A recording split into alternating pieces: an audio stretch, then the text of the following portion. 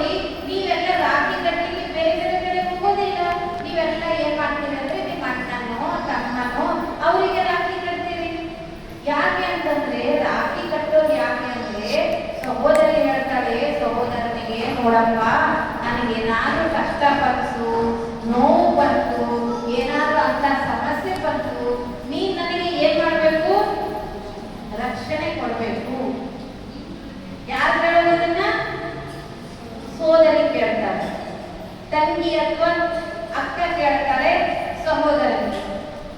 ನೀವೇ ಯೋಚನೆ ಮಾಡಿ, ಈಗ ನಾವು ಅಣ್ಣ ತಮ್ಮನೋ ಅಥವಾ ಅಣ್ಣ ತಂಗಿನೋ ಒಂದು